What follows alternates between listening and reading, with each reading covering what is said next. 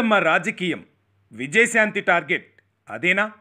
Telangana cabinet విస్తరణ అంశాన్ని Congress party high command cold స్టోరేజ్లో పెట్టినా నేతల ప్రయత్నాలు మాత్రం ఆగడం లేదు. ఎవరికి వారు అమాత్య పదవి కోసం రకరకాల ప్రయత్నాలు చేస్తున్నారు. తాజాగా చట్టసభల్లో అడుగుపెట్టిన నేతలు సైతం మంత్రి పదవి కోసం తెగ ప్రయత్నాలు చేస్తున్నారట. ఇప్పుడు తెలంగాణ కాంగ్రెస్లో చర్చంతా తాజా ఎమ్మెల్సీ విజయశాంతి గురించే జరుగుతోంది. నెల రోజుల క్రితం పెద్దల సభ శాసనమండలిలో అడుగుపెట్టిన ఆమె మంత్రి పదవిపై కన్నేశారన్న టాక్ వినిపిస్తోంది.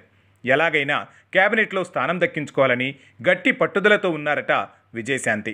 తెలంగాణ కేబినెట్లో ప్రస్తుతం సామాజిక సమీకరణాలు కొలిక్కి రాకపోవడంతో విస్తరణ అంశం ప్రస్తుతానికి వాయిదా పడింది. కేబినెట్ కూర్పులో ఖచ్చితంగా సామాజిక సమతుల్యం పాటించాలని పార్టీ హైకమాండ్ భావిస్తోంది. ఇదే అవకాశాన్ని అదునుగా భావిస్తున్న విజయశాంతి అదే అస్త్రాన్ని సంధిస్తున్నారు. తెలంగాణలో బీసీలలో బలమైన సామాజిక వర్గమైన ముదిరాజ్ వర్గానికి కేబినెట్ ఛాన్స్ ఇవ్వాలని గట్టి పట్టుదలతో ఉన్నారట రాములమ్మ.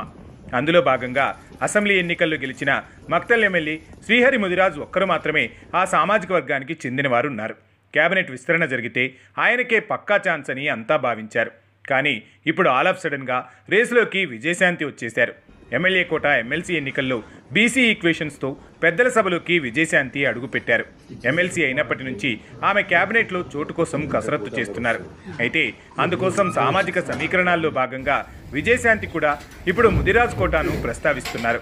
విజయశాంతి చాలా కాలంగా రాజకీయాల్లో ఉంటున్నా ఇప్పటి వరకు ఏనాడు కూడా కులం అంశాన్ని ప్రస్తావించలేదు. గతంలో మెదక్ నుంచి ఎంపీగా పోటీ చేసినప్పుడు కులం కాలంలో ఏ కులం పేరును ప్రస్తావించలేదు.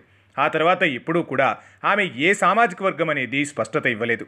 కానీ ఇప్పుడు ఆల్ ఆఫ్ సడన్గా ఎమ్మెల్యే కోట ఎమ్మెల్సీ ఎన్నికల సందర్భంగా విజయశాంతి బీసీ వర్గంగా చెప్పుకున్నారు. ఇందులో ముదిరాజ్ సామాజిక వర్గంలో అంతర్భాగంగా ఉన్న ఓ వర్గం తనదంటూ ఆ కోటాలో తనకు మంత్రివర్గంలో అవకాశం ఇవ్వాలని కోరుతున్నారు. మరి విజయశాంతి చేస్తున్న ప్రయత్నాలు ఏ మేరకు ఫలిస్తాయనేది వేచి చూడాలి.